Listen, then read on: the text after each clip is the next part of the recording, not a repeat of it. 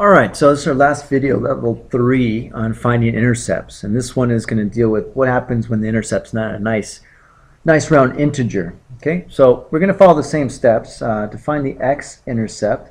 Again, what you're asking for is what number do I have to have for x if I have none of the y's, 0 for y. So 6x minus 7 times 0 is equal to 3.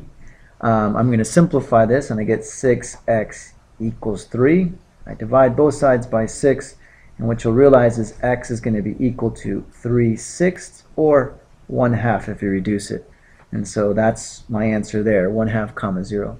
For my y-intercept, I'm going to do the same thing, except what you're asking for is, well, what happens if I have 0 x's? How many y's must I have?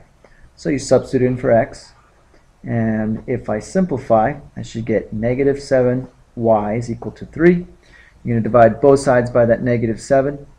And then you get, well, a fraction. Don't be afraid of fractions. That's still a number, negative 3/7. So I'd have it just like that. All right, and if you wanted to know how to graph that, you can take out a graph and you find out, well, on x, where is it 1/2? What's between 0 and 1? Put a dot right there. And for y-intercept, it's negative 3/7, even less than a half, so maybe right there. It's not maybe a great graph, but you can see that if I connect these, you'll have your equation, your line right there. Okay. There's that one. Last example here.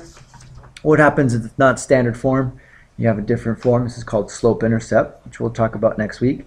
But we do the same thing. For x-intercept, again, I'm asking for what will the x be when y is 0? Well, I plug that in. 0 equals 6x minus 3. Got to get x by itself. So add 3, add 3. I get 3 equals 6x. And then I need to divide by 6. What I'm doing is I'm isolating my x. And 3 over 6 reduces to 1/2. So that's what that number would be. For my y-intercept, you're going to find this one a little bit easier. Again, I'm asking for what is the y when x is 0. So y equals 6 times 0 minus 3. If I simplify that, I end up with y equals negative 3. And so there's my final answer there. Hopefully that helps. Take a look at it. Review these videos. Hopefully if you felt like this little apple who's kind of sad and upset, hopefully you feel a little bit more like this guy here. Thanks again, Andrea, for drawing those. Thank you.